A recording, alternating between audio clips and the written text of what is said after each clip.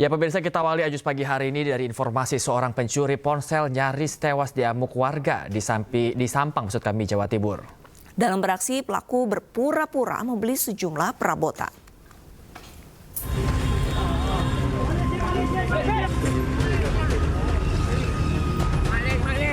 Seorang pemuda digotong dan diarak keliling pasar dengan kondisi lemas usai dihajar warga setelah kedapatan mencuri ponsel di dalam kios Pasar Sri Magunan, Kota Sampang, Jawa Timur. Pelaku yang babak belur diserahkan sejumlah warga ke polisi guna proses hukum lebih lanjut. Dalam aksinya, modus pelaku pura-pura membeli alat perabotan dan meminta kepada pemilik kios untuk mengambilkan barang yang diminta. Saat sang pemilik kios lengah, pelaku dengan cepat mengambil ponsel di atas meja kasir lalu kabur. Pemilik kios yang curiga dengan gerak-gerik pelaku dan melihat ponselnya hilang langsung mengejar sambil berteriak hingga mengundang perhatian warga. Si pemilik toko ini melayani penjual yang lain, ternyata HP-nya saat itu yang ada di dalam si pelaku tersangka ini tahu-tahu keluar. Nah, si pemilik curiga, HP-nya hilang, terus akhirnya dikejar. Nah, setelah dikejar, didapatkanlah mereka membawa bukti-bukti tersebut, akhirnya ditangkap dibantu oleh masyarakat sekitar pasar tersebut. Selanjutnya pelaku bersama barang bukti dibawa ke Mapolres Sampang guna diperiksa lebih lanjut. Dari Sampang, Jawa Timur, Fatur Rahman, iNews melaporkan. Tim Basarnas berhasil mengevakuasi jasad seorang pekerja yang tewas tertimpa reruntuhan penyanggah tower di Kabupaten Bekasi, Jawa Barat. Proses evakuasi jasad korban dari lantai 2 berlangsung dramatis karena menggunakan alat berat.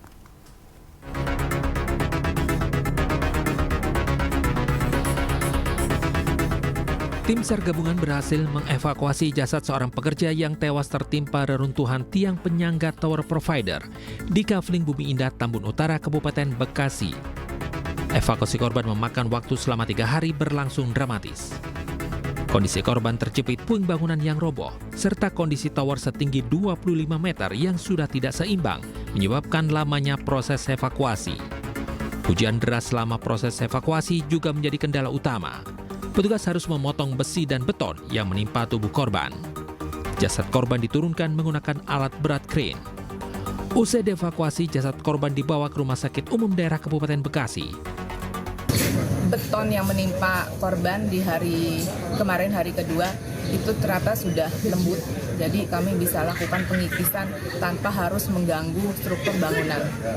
Dan pagi ini dengan cuaca yang mendung dan tidak hujan, kita segera lakukan karena tinggal sedikit lagi tadi malam itu tinggal menarik bodi dari kepalanya itu. Sebelumnya, tiang penyangga tower provider ambruk pada Senin pagi, menimpa 7 orang pekerja. Kasus ini ditangani Polsek Tambun Selatan dan Polres Metro Bekasi dengan memeriksa 7 orang saksi dari pihak kontraktor dan provider. Dari Kabupaten Bekasi, Jawa Barat, Didit Junaidi, iNews melaporkan. Korban terakhir tragedi laka laut Pantai Drini, Gunung Kidul berhasil ditemukan dalam kondisi meninggal dunia. Jenazah pun langsung diberangkatkan ke Mojokerto dan operasi pencarian resmi ditutup. Kasih jalan. Minggir. Korban terakhir tragedi kecelakaan laut Pantai Drini yang menenggelamkan 13 siswa SMP 7 Mojokerto, Jawa Timur bernama Rifki Yuda akhirnya ditemukan. Korban ditemukan pada kedalaman 10-15 meter di sekitar lokasi terakhir para korban terlihat. Selanjutnya korban langsung dibawa ke ruang pemulasaraan RSUD Sabtosari Gunung Kidul, Yogyakarta dan diberangkatkan ke rumah duka pada Rabu siang. Menurut petugas, korban berhasil dievakuasi sekitar 7.30 waktu Indonesia Barat. Tim gabungan berhasil mengevakuasi dan membawa korban ke rumah sakit. Namun korban ditemukan dalam kondisi meninggal dunia. Dengan ditemukannya korban terakhir, maka operasi pencarian laka laut Drini resmi ditutup. Penemuan dimulai dari pagi tadi pukul 5 diawali dengan penyisiran menggunakan perahu dengan radius 300 meter dari TKP. Sampai dengan pukul 7 dilaksanakan apel gabungan seluruh tim rescue yang ada. Kemudian pembagian tugas, ada yang menyisir dari atas tebing, kemudian ada yang dilakukan penyelaman kemudian akhirnya ditemukan 7.30 ditemukan korban terakhir. Lokasinya tidak jauh dari penemuan yang kemarin. Sebelumnya petugas SAR mendapatkan laporan adanya belasan siswa yang tenggelam pada Selasa pagi.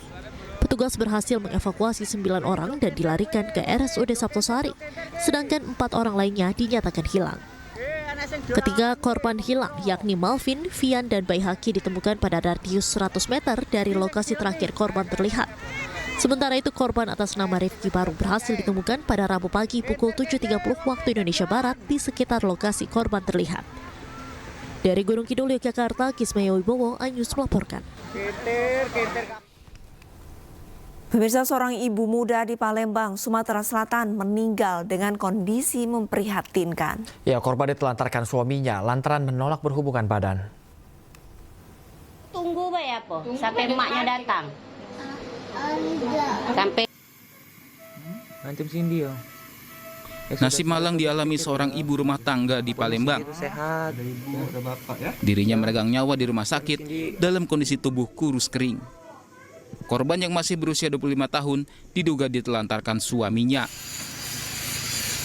Terkuaknya kasus ini setelah kakak korban melapor ke polisi terkait dugaan KDRT yang dialami adiknya. Kakak korban kemudian mendatangi rumah korban dan mendapati bahwa adiknya telah dibawa ke rumah sakit dalam kondisi memprihatinkan. Rame itu kan, katanya Bu langsunglah kamu ke rumah sakit. Cindy lah sudah masuk rumah sakit kan, lagi bawa rumah sakit. Ada pula yang ngomong tetangga nih, Bu kasihan katanya nengok Cindy itu kan, badannya itu bau, sudah bau itu cak tengkorak, cak mayat hidung.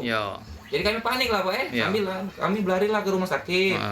Pas ke rumah sakit Pak, jenguk kondisi sini ya Allah Pak, ibu bapak, aku juga nangis Pak jenguknya Pak. Tak butuh waktu lama polisi berhasil menangkap pelaku. Penetapan tersangka setelah ditemukan adanya unsur pidana di mana pelaku terbukti menelantarkan korban. Bahkan ketika korban sedang sakit. Sementara pelaku sakit hati karena korban menolak berhubungan badan.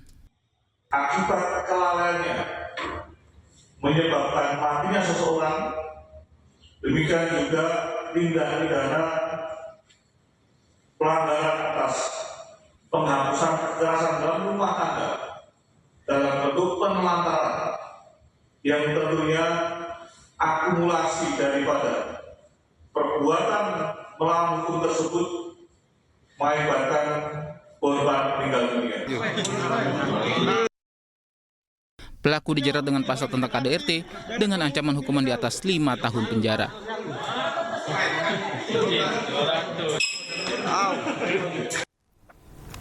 Pemirsa, seorang petugas SPBU dikeroyok lantaran menegur seorang warga yang merokok di areal stasiun pengisian bahan bakar bijak di Surabaya, Jawa Timur. Korban menderita luka lebam akibat dianiaya pelaku yang mengajak 7 pelaku lainnya.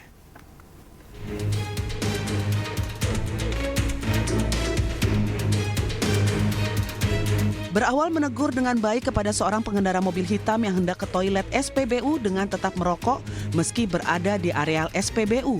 Rupanya pengendara tersebut tidak terima ditegur untuk segera mematikan rokok tersebut karena sangat berbahaya. Pasalnya, truk tangki Pertamina yang sedang bongkar muat untuk melakukan pengisian di tabung pom bensin.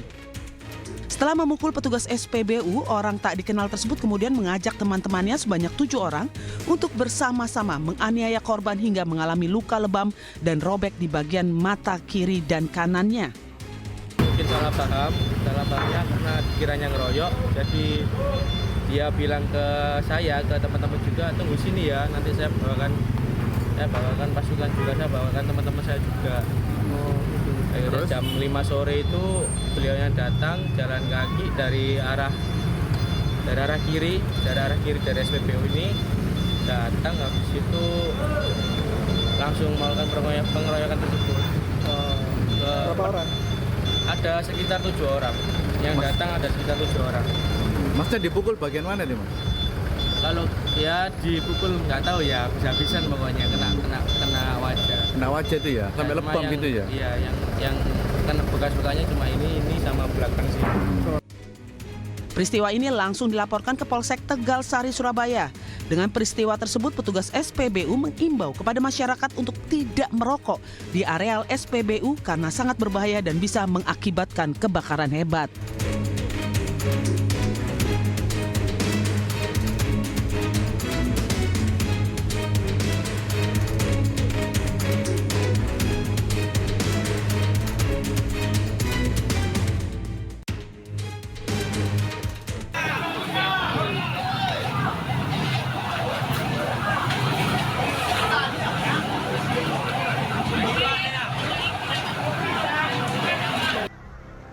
Api berkorban besar melahap sejumlah bangunan di Pasar Sibolga, Sumatera Utara. Sedikitnya 4 rumah warga dan 8 kios pedagang hangus dilahap api. Kebakaran diketahui terjadi sejak pukul 21.30 waktu Indonesia Barat. Bangunan yang berjarak rapat dan dibangun dengan material kayu membuat api cepat membesar dan merambat ke bangunan lainnya. Petugas pemadam kebakaran yang dibantu petugas gabungan berhasil memadamkan api 1 jam kemudian. Meski demikian, belum diketahui pasti dari mana api berkobar. Kalau saya lihat ini sekitar 5 lebih ini. Rumah masyarakat ada 3, tapi pastinya belum dapat kita itu secara real karena masih dalam proses pendataan. Jadi kita mungkin cablingnya, banyak rumah cablingnya juga yang korban di titik tangga. Jadi dia pun belum bisa kita peroleh keterangan yang pasti. Tidak ada korban jiwa dalam insiden ini. Namun kerugian kebakaran berkisar ratusan juta rupiah. Dari Sibolga, Sukiyardi Tanjung, iNews melaporkan. Pemirsa, banjir masih menggenangi permukiman warga di Jalan Kedaung, Kaliangke, Cengkareng, Jakarta Barat pada Rabu malam. Karena banjir yang tak kunjung surut, sejumlah warga memutuskan untuk mengungsi.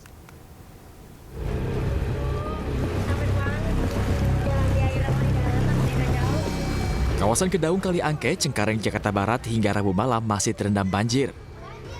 Ketinggian debit air mencapai 40 cm. Selain permukiman warga, banjir juga merendam sejumlah fasilitas umum, salah satunya sekolah taman kanak-kanak. Warga pun nekat menerjang banjir untuk dapat beraktivitas. Lantaran banjir tak kunjung surut sejak terjadi Selasa malam, sejumlah warga memilih pulang kampung. Bang, mau ngungsi kemana ini, Bang? Mau ke Serang. Ke Serang? Iya. Oh, emang rumahnya banjir, Bang? Iya, jalan di pos banjir tuh. Oh, jadi ini mau ke Serang aja nih? Iya. Berapa hari rencananya, Bang? Ya, sampai surut lah. Sampai surut. Ketinggian berapa senti, Bang, di dalam, Bang? Selutut lah. Berapa? Selutut? Oh. Kemarin malam dari yang gede sore itu sampai malam nggak berhenti, itu langsung naik airnya. Soalnya ini di bawahnya kan jalannya di atas, jadi airnya pada surut ke bawah. Oh, berarti dataran rendah ya? Iya, datarannya rendah. Tingginya berapa senti tadi malam, Bang? Sampai setengah meteran kali ya? Setengah meteran. Kalau sekarang? Kalau sekarang udah mendingan sih, Bang. Udah setengahnya lah pokoknya. Warga pun berharap pemerintah kota Jakarta Barat serius berupaya dalam menangani banjir yang merendam wilayah mereka. Dari Jakarta, Miftahul Gani, iNews melaporkan. Hujan deras yang mengguyur area Jabodetabek sejak Selasa hingga Rabu pagi membuat sejumlah titik di Jakarta terendam banjir. Di Jalan Boulevard Raya, Kelapa Gading, Jakarta Utara, banjir setinggi hingga 50 cm memutus akses jalan dan membuat sejumlah motor serta mobil yang melintas mogok.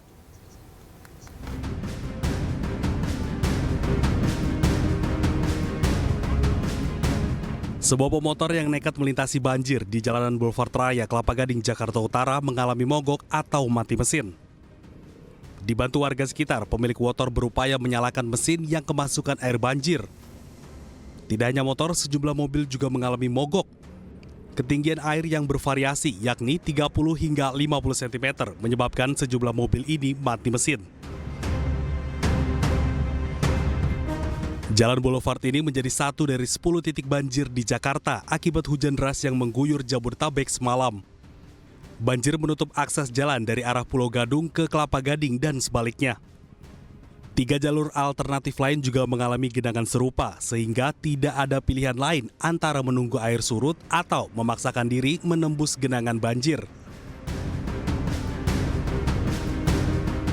Genangan di kawasan ini juga disebabkan drainase yang buruk serta pompa air yang tak berfungsi maksimal, mengakibatkan aliran air Kali Sunter di sepanjang jalan ini mudah meluap. Sejumlah bantuan mobil tumpangan dan Satpol PP dan Dinas Perhubungan dikerahkan untuk membantu masyarakat melintasi kawasan ini. Sementara yang lainnya masih memilih menggunakan Delman dan Transjakarta yang beroperasi mulai pukul 10 pagi tadi.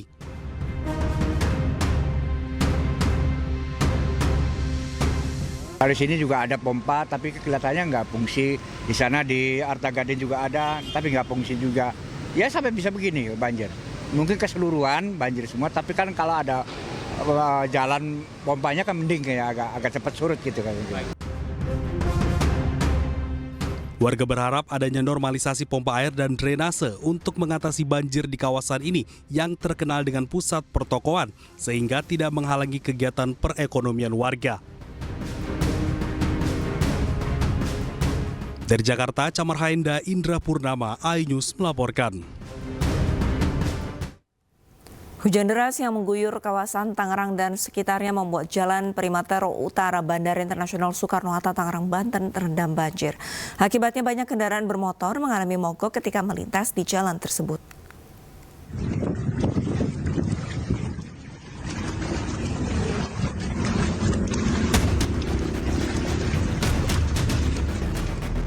Antrian kendaraan baik roda 2 maupun roda 4 terjadi di jalan perimeter utara Bandara Internasional Soekarno-Hatta, Tangerang, Banten sejak Selasa malam. Hal ini dikarenakan jalan perimeter utara Bandara Soekarno-Hatta terendam banjir. Intensitas hujan deras yang mengguyur kawasan Tangerang membuat sejumlah jalan lainnya mengalami hal serupa. Hujan lebat sepanjang malam membuat jalan tersebut mengalami banjir hingga lutut orang dewasa. Bahkan kendaraan roda 2 yang melintas mengalami mogok mesin. Nampak para pengendara yang akan pulang maupun berangkat kerja malam di bandara harus mengeluarkan tenaga ekstra saat melintas di area banjir tersebut. Pasalnya air hujan yang mengguyur wilayah tersebut tidak bisa mengalir ke kali lantaran kali yang berada di samping jalan perimeter utara tersebut juga meluap. Sejumlah pengendara mengatakan banjir ini baru terjadi kali ini karena tingginya intensitas hujan pada Selasa malam. Sementara untuk ketinggian air banjir diperkirakan setinggi lutut orang dewasa. Baru ini kayaknya. Bentar ya Pak. Ini curah hujannya kayaknya. Pelan-pelan aja Pak. Kayak gini juga biasanya kalau hujan. Kayak gini. Ketinggiannya berapa senti nih Pak kira-kira? Lutut. Diketahui tidak hanya akses menuju bandara maupun jalur perimeter utara, selain itu kawasan kargo juga mengalami banjir, sehingga kawasan Bandara Soekarno-Hatta terkepung oleh genangan air yang cukup tinggi. Diharapkan kepada masyarakat baik pekerja maupun pengguna jasa bandara agar mengakses informasi titik banjir berada dan datang lebih awal agar terhindar dari kemacetan serta keterlambatan saat menuju bandara. Dari Tangerang, Banten, Hasnugara, iNews melaporkan. Pemirsa, tergerus banjir saat hujan deras, tembok bangunan serbaguna di Tanah Abang, Jakarta ambruk. Agar tidak membahayakan warga, bangunan yang telah berusia puluhan tahun itu akhirnya diratakan dengan tanah.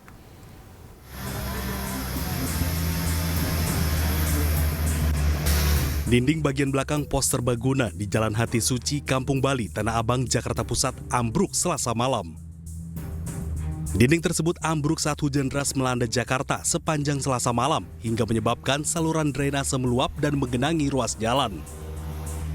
Meski saat kejadian sejumlah warga tengah menjaga keamanan lingkungan, namun beruntung tidak ada korban jiwa. Kejadiannya kira-kira jam 9 malam, itu pas hujan gede, deras, gagal ada berhentinya Pak. Gitu. Ini tiba-tiba ambruk atau? Tiba-tiba air naik, itu terjadi longsor, langsung ambruk Pak. Agar tidak membahayakan warga sekitar, terutama anak-anak yang kerap bermain di sekitar lokasi, bangunan tersebut terpaksa dirobohkan petugas PPSU.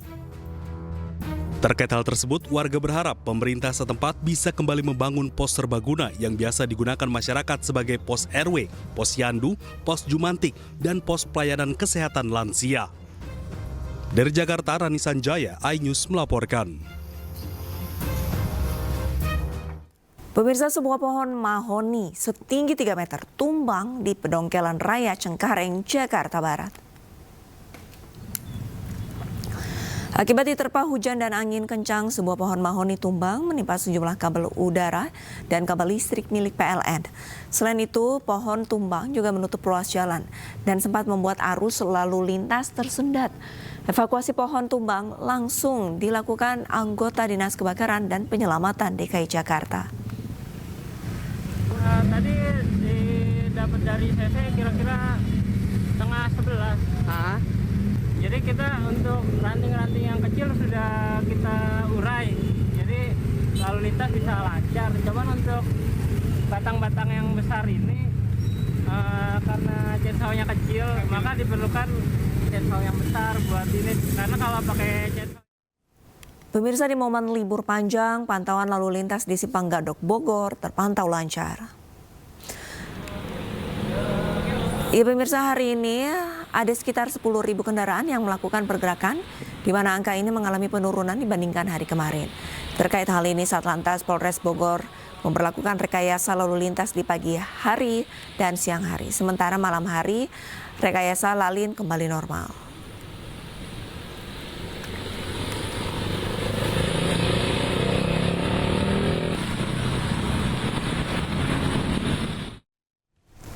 Pemirsa, arus balik libur panjang Isra Miraj dan juga Imlek, warga kembali menuju kota tujuan asal dengan melintasi ruas tol Purbalenyi kilometer 123 Kota Cimahi, Jawa Barat. Ribuan kendaraan yang didominasi mobil pribadi dari arah Bandung menuju Jakarta harus melaju dengan kecepatan rendah akibat kepadatan arus kendaraan. Kendaraan para pemudik ini hendak kembali ke kota tujuan asal seperti Jakarta, Bogor, Sukabumi, dan juga Cianjur. Lonjakan volume kendaraan arus balik liburan panjang terjadi sejak Rabu sore dan diprediksi terus bertambah hingga tengah malam nanti. Sementara itu hingga Rabu malam, puluhan ribu kendaraan terus memadati jalur utama menuju Tol Paster, Kota Bandung, Jawa Barat. Tercatat ada 28.063 kendaraan wisatawan masuk ke tol untuk kembali ke kotanya masing-masing. Meski demikian, Jalan Paster dan Dr. Junjunan nampak sedikit lengang. Selain itu, kendaraan yang masuk ke Kota Bandung nampak ramai lancar. Dari data Jasa Marga tercatat ada 24.400 kendaraan yang masuk ke Kota Bandung.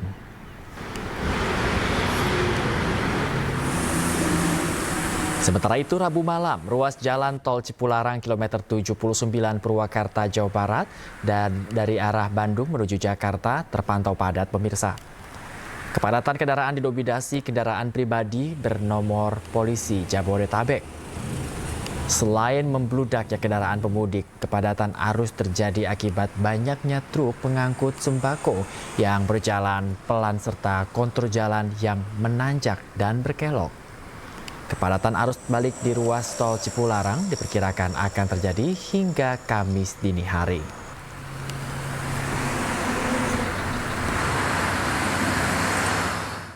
Pemirsa, lokasi penipuan dengan modus kencan daring di Tanah Abang, Jakarta Pusat digerebek polisi. Para pelaku telah menjerat para korbannya yang kebanyakan wanita berprofesi dokter hingga pengacara.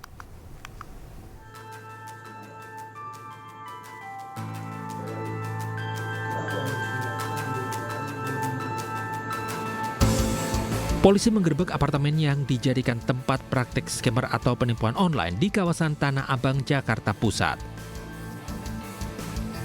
Selain 20 pelaku, polisi mendapati puluhan unit laptop, telepon genggam, puluhan kartu perdana sekali pakai, dan 2 klip bekas narkoba serta alat isap sabu.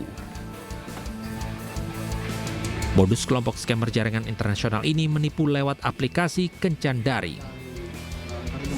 Otak dari pelakunya ini yang berinisial AJ masih kami dalami, kami melakukan penyidikan karena diduga berasal dari warga negara asing.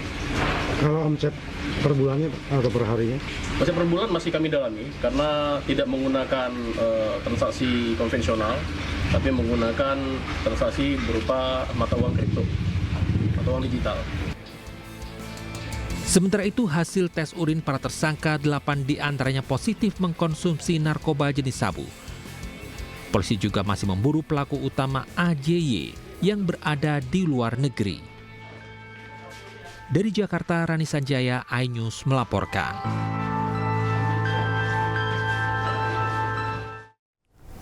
Pemirsa, butuh dugaan kasus pemerasan mantan Kasat Reskrim Polres Metro Jakarta Selatan, yaitu AKBP Bintoro dan AKBP Gogo Galesung, menjalani Patsus Subdit Paminal Bid Propam Polda Metro Jaya.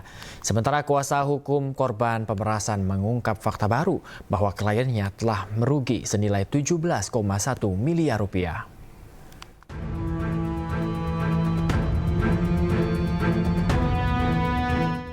Polda Metro Jaya memastikan Propam akan menyelesaikan penyidikan dan menggelar sidang etik terhadap mantan Kasat Reskrim Polres Metro Jakarta Selatan AKBP Bintoro dan juga AKBP Gogo Galesung terkait kasus dugaan pemerasan. Korban pemerasan juga telah diklarifikasi terkait adanya keterlibatan pihak selain AKBP Bintoro. 4 oknum polisi termasuk AKBP Bintoro serta AKBP Gogo Galesung menjalani penempatan khusus di Subdit Paminal Bid Propam Polda Metro Jaya sejak tanggal 25 Januari 2025. Terhadap yang bersangkutan dan 3 orang lainnya telah dimutasi dari jabatannya dan telah dilakukan penempatan khusus atau patsus di Bid Propam Polda Metro Jaya. Selanjutnya, Bid Propam Polda Metro Jaya akan menyelesaikan penyelidikan dari Bid Propam Polda Metro Jaya bersama nanti dengan Paminal dan segera menyelenggarakan sidang kode etik terhadap yang bersangkutan. AKBP Bintoro membantah pernah berkomunikasi dan telah melakukan pemerasan 20 miliar rupiah kepada tersangka kasus pembunuhan AN yang merupakan anak dari bos sebuah klinik kesehatan dengan iming-iming menghentikan penyidikan. Sementara kuasa hukum tersangka pembunuhan AN dan B menyebut kliennya mengaku merugi senilai 17,1 miliar dan meminta Bintoro untuk mengembalikannya. Buktinya nanti akan kami bawa ke persidangan, ya ke persidangan. Bukan bukti yang disampaikan yang beredar sama sekali 20 miliar. Yang ada adalah pengakuan klien kami dengan surat pernyataan itu 17,1 miliar. Namun di gugatan itu juga kami sampaikan 14, sekian miliar gitu, seperti bukan 20 miliar dan bukan mobil Ferrari tapi adalah 17, sekian miliar sama mobil Lamborghini Aventador dan 2 motor. Klien kami sudah mengeluarkan uang atau kerugian totalnya 17,1 miliar. Itu pernyataan yang ditandatangani oleh klien kami. Dugaan pemerasan ini mencuat setelah kuasa hukum 2 tersangka pembunuhan memasukkan gugatan perdata ke Pengadilan Negeri Jakarta Selatan. AKBP Gogo Galesung yang menjabat Kapsudit 2 di Treskrimum Polda Metro Jaya sempat menuai sorotan masyarakat karena memperbolehkan debt collector untuk menarik kendaraan di jalan asalkan diperlakukan dengan baik-baik. Sikap ini berbeda dengan Kapolda Metro Jaya saat itu, yakni Irjen Fadil Imran yang menilai debt collector arogan saat menarik kendaraan nasabah. Tim Liputan, iNews melaporkan. Jenazah Basri, WNI korban penembakan petugas APMM, tiba di Bandara Sultan Syarif Kasim II, Pekanbaru, Riau, Rabu sore. Jenazah diserahkan ke pihak keluarga untuk dimakamkan. Jenazah boleh dulu di mana?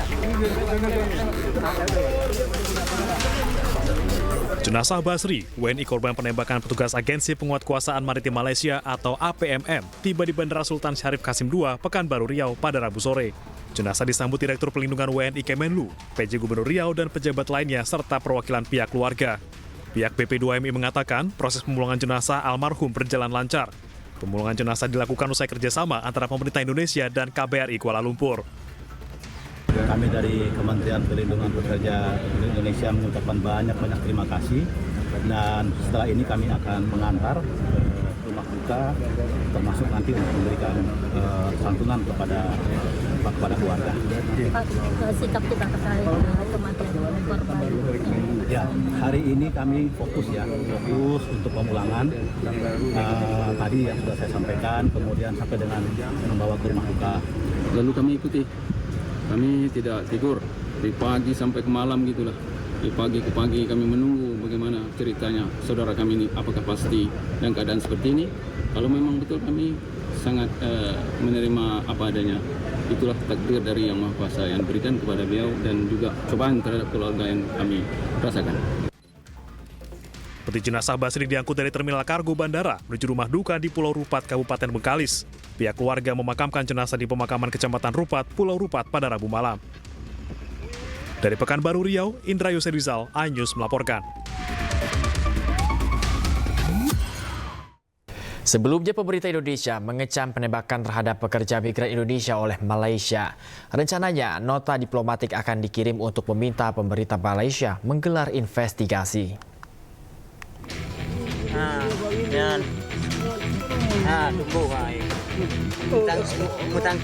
Inilah rekaman pasca penembakan yang dilakukan Agensi Penguatkuasaan Maritim Malaysia atau APMM pada Jumat 24 Januari lalu. Penembakan diketahui terjadi di perairan Tanjung Ru, Selangor, Malaysia dan menimpa 6 imigran asal Indonesia, di mana 1 diantaranya meninggal dunia. Kecaman diberikan pemerintah melalui Kementerian Perlindungan Pekerja Migran Indonesia. P2MI juga mendesak pemerintah Malaysia untuk segera melakukan investigasi menyeluruh atas insiden yang terjadi.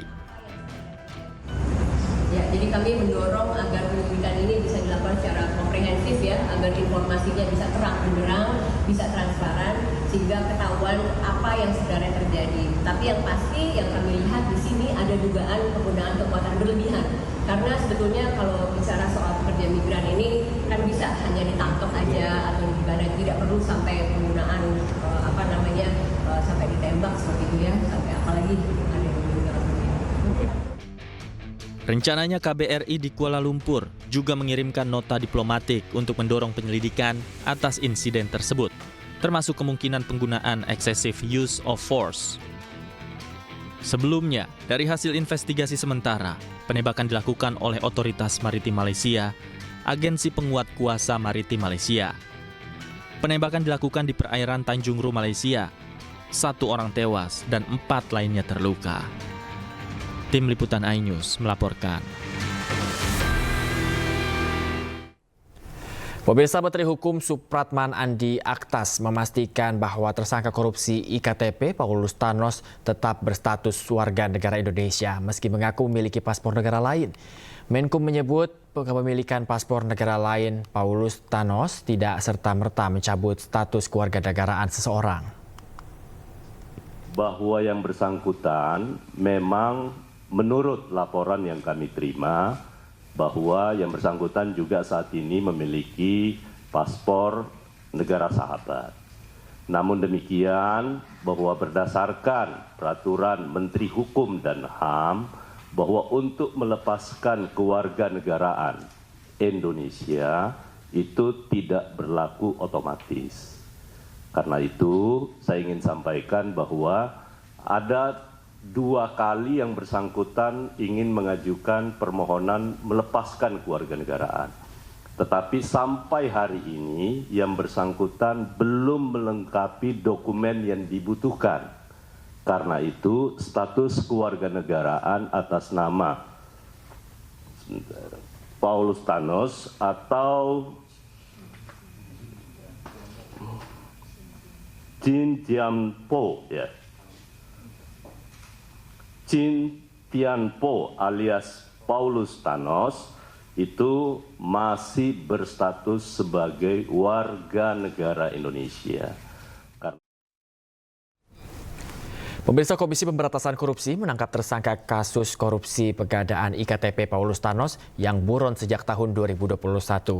Perusahaan Paulus Thanos disebut meraup keuntungan haram 145 miliar rupiah dari pengadaan IKTP.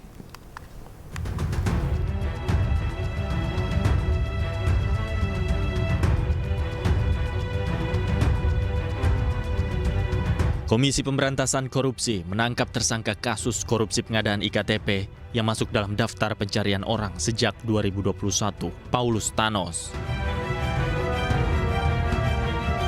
Paulus Thanos ditangkap di Singapura dan sudah ditahan lewat perjanjian ekstradisi. Kini, KPK tengah berkoordinasi dengan Polri, Kejaksaan Agung, dan Kementerian Hukum untuk dapat memulangkan Paulus ke Indonesia. Prosesnya seperti apa nanti? Mudah-mudahan semuanya lancar. Itu dulu lah. Pak, penangkapannya gimana? Pak benar di Singapura, Pak. Sedang apa mungkin? Iya, Pak. Di mana? Kalau itu kan dari sana nanti ya akan tindak lanjut. Kami hanya banyak melakukan koordinasi, ya kemudian nanti Mudah-mudahan semuanya lancar. Di Singapura itu rumah tinggal atau bandara atau gimana, Pak? Belum terverifikasi secara Akan berkoordinasi dengan siapa aja nanti KPK untuk memulai? Ya, pastinya dengan pihak yang terkait semuanya. Ya.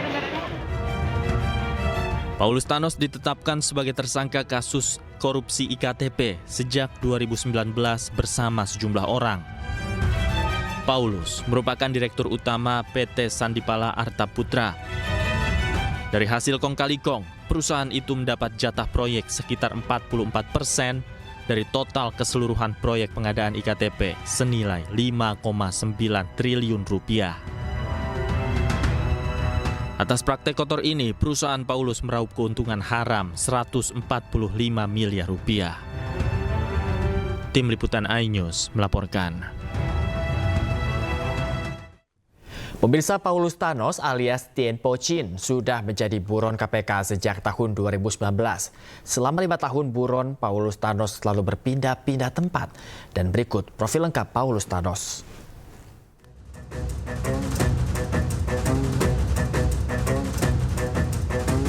Paulus Thanos yang memiliki nama lain Tien Po Chin. Ia juga memiliki jabatan sebagai Direktur Utama PT Sandipala Arta Putra. Selain itu, kasus yang menjerat dirinya yaitu kasus korupsi Kartu Tanda Penduduk Elektronik atau IKTP. Sedangkan peran Paulus Thanos terlibat rekayasa tender proyek KTP elektronik dan ditetapkan tersangka oleh KPK tahun 2019. Kemudian ditangkap KPK di Singapura tahun 2025. Kementerian Pekerjaan Umum PU akan segera memperbaiki jalan terputus akibat longsor dan membangun jembatan darurat di lokasi longsor Petung Kriono, Kabupaten Pekalongan, Jawa Tengah.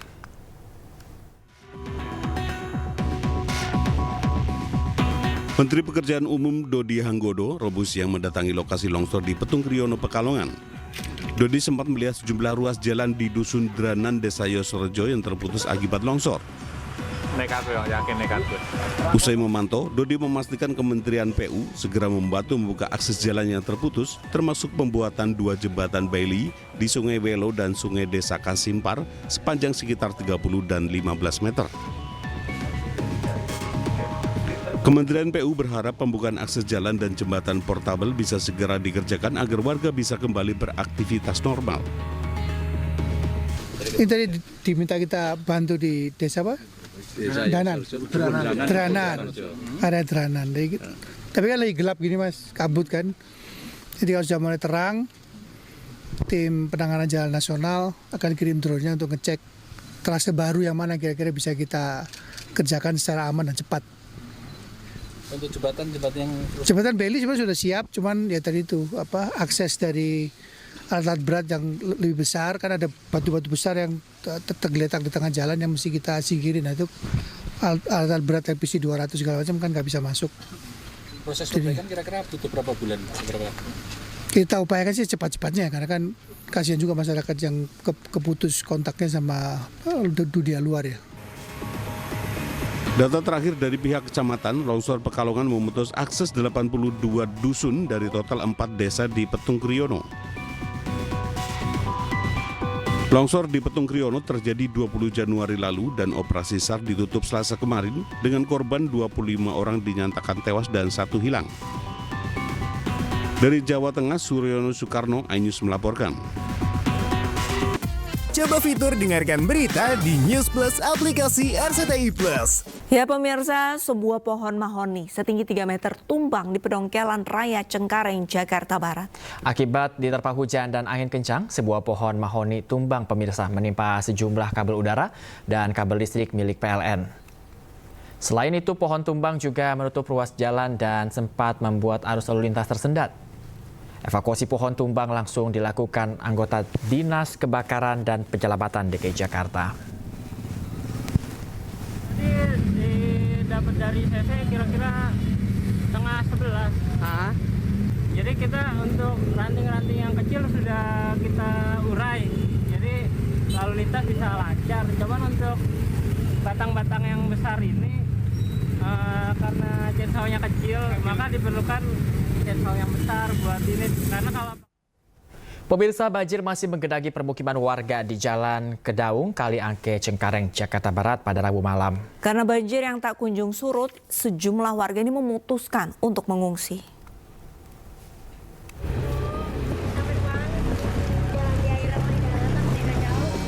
Kawasan Kedaung, Kaliangke, Cengkareng, Jakarta Barat hingga Rabu malam masih terendam banjir. Ketinggian debit air mencapai 40 cm. Selain permukiman warga, banjir juga merendam sejumlah fasilitas umum, salah satunya sekolah taman kanak-kanak. Warga pun nekat menerjang banjir untuk dapat beraktivitas. Lantaran banjir tak kunjung surut sejak terjadi Selasa malam, sejumlah warga memilih pulang kampung. Bang, mau ngungsi kemana ini, Bang? Mau ke Serang. Ke Serang? Iya. Oh, emang rumahnya banjir, Bang? Iya, jalan di pos banjir tuh. Oh, jadi ini mau ke Serang aja nih? Iya. Berapa hari rencananya, Bang?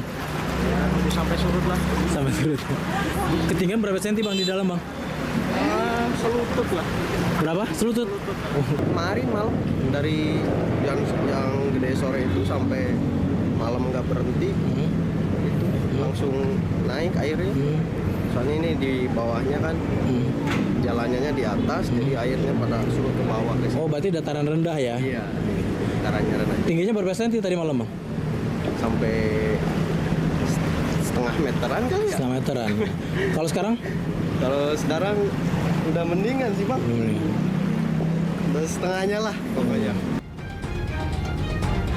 Warga pun berharap pemerintah kota Jakarta Barat serius berupaya dalam menangani banjir yang merendam wilayah mereka. Dari Jakarta, Miftahul Gani, iNews melaporkan. Pemirsa, hujan deras yang mengguyur area Jabodetabek sejak Selasa hingga Rabu pagi membuat sejumlah titik di Jakarta terendam banjir. Di Jalan Boulevard Raya, Kelapa Gading, Jakarta Utara, banjir setinggi hingga 50 cm memutus akses jalan dan membuat sejumlah motor serta mobil yang melintas mengalami mogok.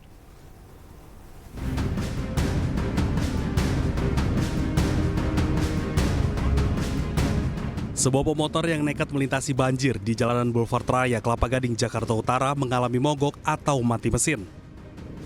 Dibantu warga sekitar, pemilik motor berupaya menyalakan mesin yang kemasukan air banjir. Tidak hanya motor, sejumlah mobil juga mengalami mogok. Ketinggian air yang bervariasi, yakni 30 hingga 50 cm, menyebabkan sejumlah mobil ini mati mesin.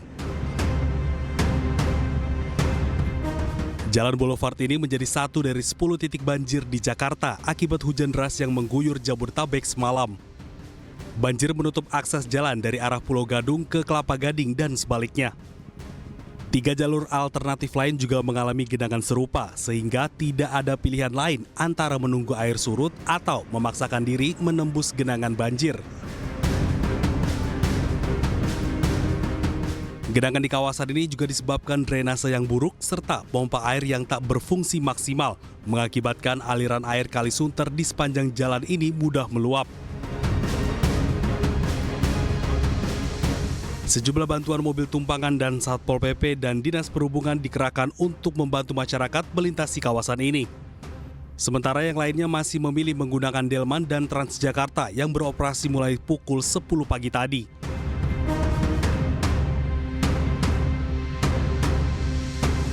Di sini juga ada pompa, tapi kelihatannya nggak fungsi. Di sana di Arta Gading juga ada, tapi nggak fungsi juga. Ya sampai bisa begini banjir.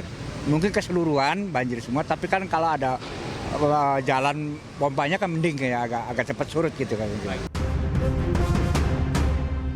Warga berharap adanya normalisasi pompa air dan drainase untuk mengatasi banjir di kawasan ini yang terkenal dengan pusat pertokoan, sehingga tidak menghalangi kegiatan perekonomian warga. Dari Jakarta, Camar Hainda, Indra Purnama, iNews melaporkan. Ya pemirsa, lalu seperti apa kondisi banjir di Kelapa Gading, Jakarta Timur saat ini? Kita langsung pantau dan tampak terlihat di layar televisi Anda, pemirsa, banjir di Kelapa Gading ini sudah mulai surut.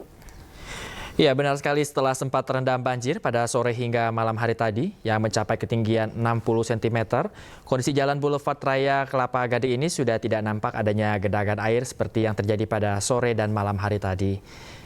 Kondisi lalu lintas dari kendaraan roda 4 dan juga roda 2 juga sudah mulai kembali normal seperti biasa, pemirsa.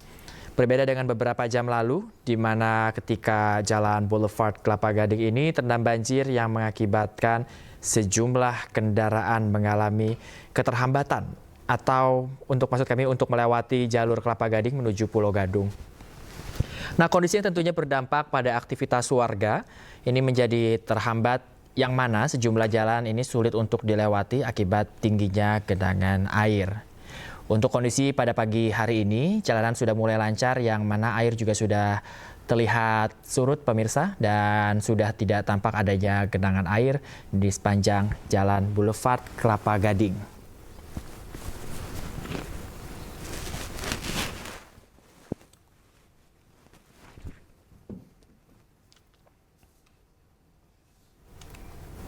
Ya, artinya ini sudah mulai surut, juga sudah mulai lancar jalanan, kita lihat ya. Kita syukuri ini ya, di mana akhirnya warga juga sudah mulai berangsur beraktivitas secara normal kembali. Iya, dan semoga ini tidak hanya di Jalan Boulevard Jakarta saja, tapi seluruh daerah yang terkena banjir semoga hari ini sudah mulai surut. Ya. Baik, kita ke informasi selanjutnya. Bayu, ada apa? Ya, pemirsa, di momen libur panjang pantauan lalu lintas di Simpang Gadok Bogor terpantau lancar.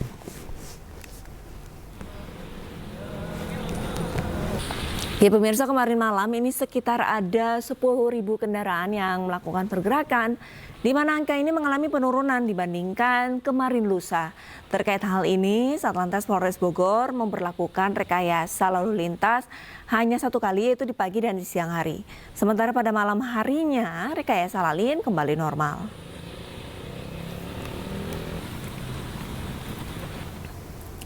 Ya pemirsa, arus balik libur panjang Isra Mi'raj dan Imlek ini warga kembali menuju kota tujuan asal dengan melintasi ruas tol Purbalenyi kilometer 123 Kota Cimahi, Jawa Barat.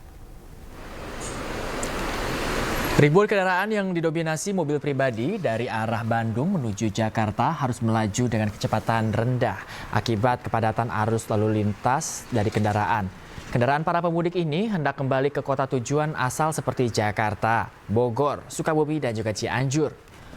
Lonjakan volume kendaraan arus balik liburan panjang terjadi sejak Rabu sore dan diprediksi terus bertambah hingga tengah malam nanti.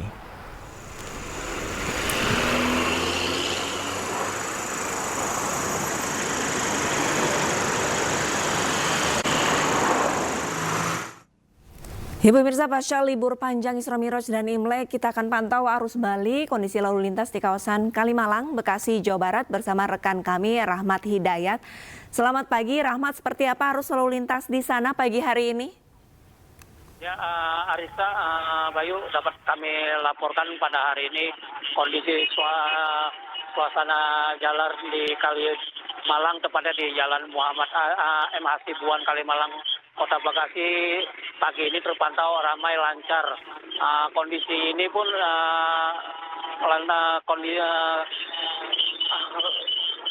jalan yang terguyur hujan membuat situasi jalan di Kalimalang ini cukup licin, dan kami pun menghimbau kepada para pengendara yang melintas saat mudik arus balik ini yang menuju ke wilayah Jakarta maupun wilayah Jabodetabek lainnya untuk tetap berhati-hati, karena kondisi situasi jalan di Kalimalang ini padat, terpantau ramai dan padat. Meski demikian, petugas kepolisian dari Polres Metro Bekasi serta Dinas Perhubungan Kota Bekasi pun tetap disiagakan di lokasi ini.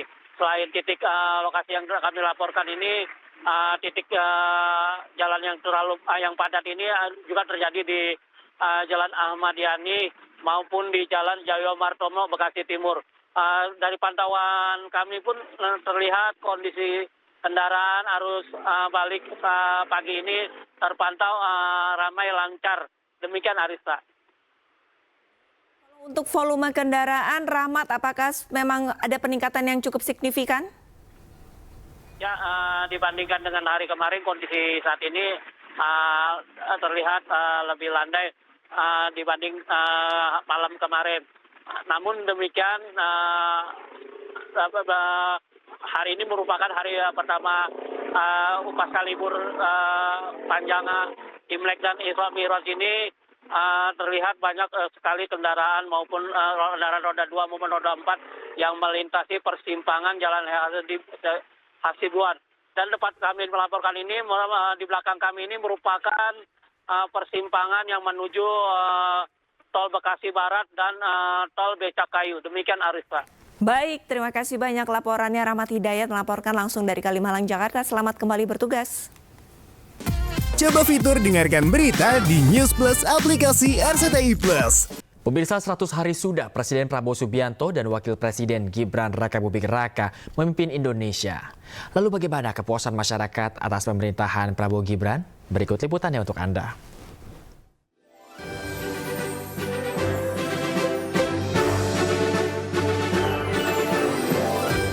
Hari ini, pemerintah Prabowo Gibran genap 100 hari memimpin Indonesia. Rakyat pun menyoroti sejumlah kebijakannya. Lembaga survei Litbang Kompas telah mengukur tingkat kepuasan masyarakat. Hasilnya, 80,9% warga Indonesia menyatakan kepuasannya atas kinerja pemerintah Prabowo Gibran. Hanya 19,1% yang menyatakan ketidakpuasannya. Sementara 89,4% menyatakan keyakinannya atas pemerintah Prabowo Gibran. Hanya 10,6% menyatakan tidak yakin. Presiden Prabowo pun tegaskan fokus pemerintahannya untuk meningkatkan kemakmuran bagi seluruh rakyat Indonesia. Niatnya adalah bawa kemajuan kesejahteraan ke rakyat kita. Niatnya hilangkan kemiskinan. Niatnya hilangkan kelaparan. Niatnya adalah tingkatkan kemakmuran bagi seluruh rakyat Indonesia. Penghasilan rakyat semuanya harus naik.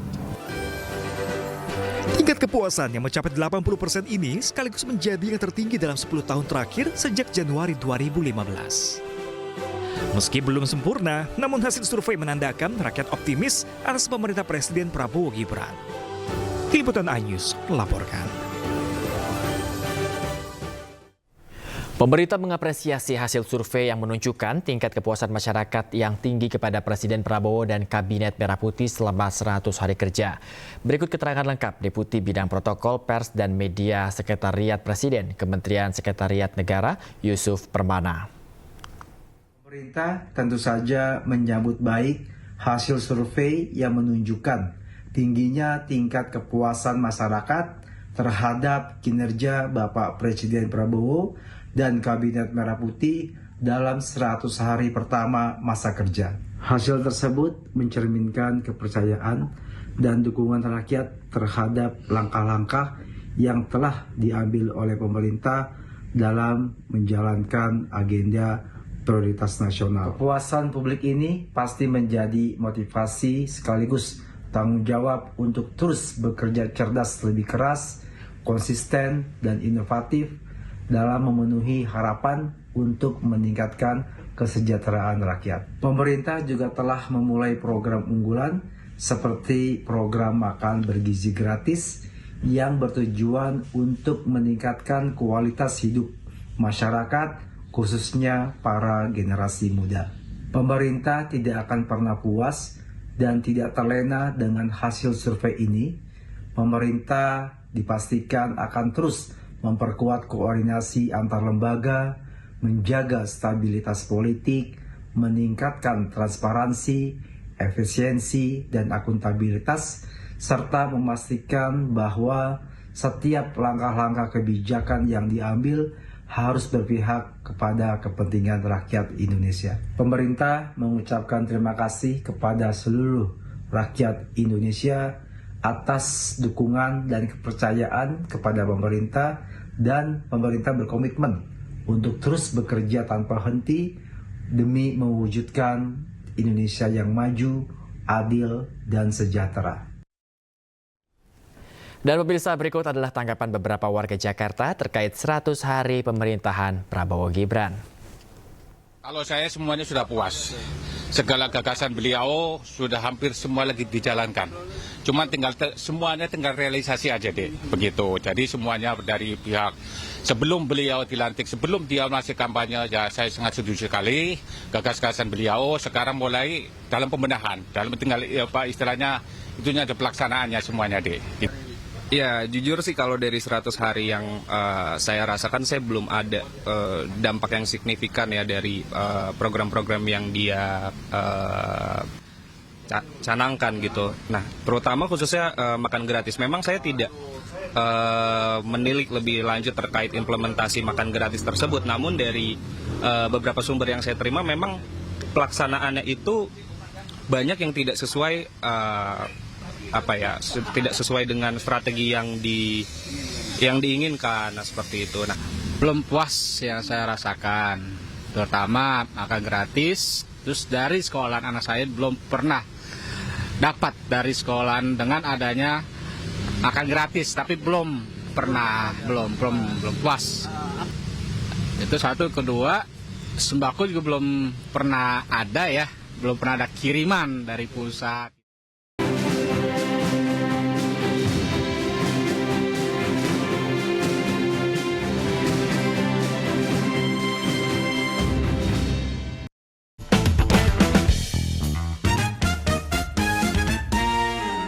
Paguyuban Purnawirawan Arhanut menggelar silaturahmi akbar di Batu, Jawa Timur. Silaturahmi akbar diselenggarakannya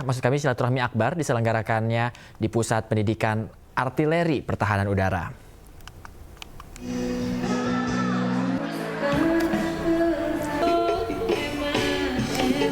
Ya pemirsa, reuni akbar kali ini diikuti oleh seluruh purnawirawan Arhanut se-Indonesia untuk meningkatkan tali silaturahmi.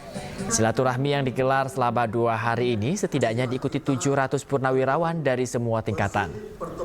Ketua PPA Pusat Mejen TNI Purnawirawan Neno Hamriono menyampaikan agar seluruh anggota PPA terus memberikan kontribusi yang baik untuk NKRI.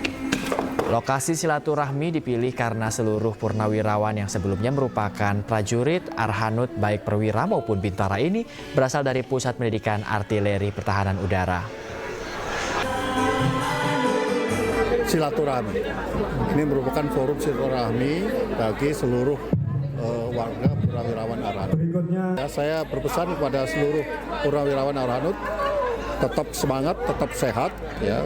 Kemudian tetap berjuang untuk negara. Pemirsa, jelang bergulirnya turnamen internasional Four Nation World Series 2025, Federasi Futsal Indonesia atau FFI menggelar jamuan makan malam bagi 4 tim negara peserta. Jamuan makan malam ini diselenggarakan di salah satu hotel di kawasan Cikini, Jakarta Pusat.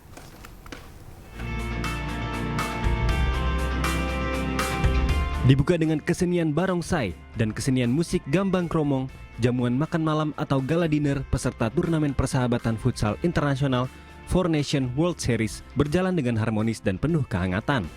Acara yang digelar Federasi Futsal Indonesia atau FFI ini diikuti oleh seluruh perwakilan diaspora Jakarta serta seluruh pemain, pelatih, dan staf dari 4 negara peserta yakni Indonesia, Jepang, Argentina, dan Arab Saudi.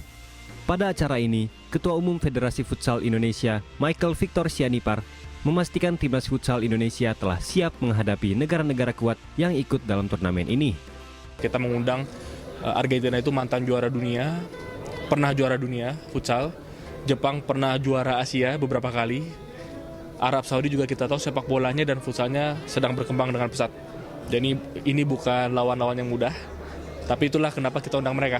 Karena kita mau mengasah diri, karena apa? Tahun depan Indonesia akan menyelenggarakan AFC Futsal. Kita jadi tuan rumah di bulan Januari 2026.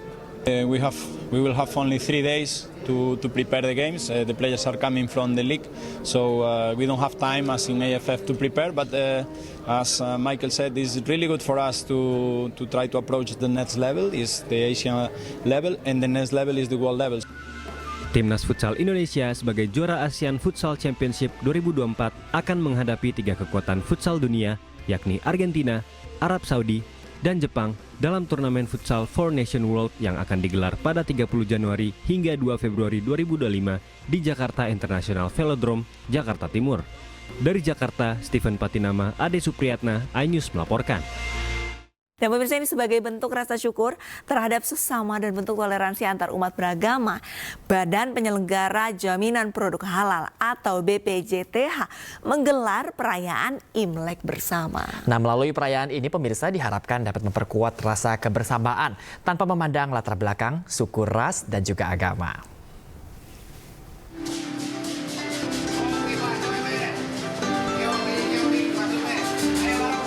Bertepatan pada Hari Raya Imlek 2576 Kung Chili, Badan Penyelenggara Jaminan Produk Halal atau BPJTH menggelar perayaan bersama.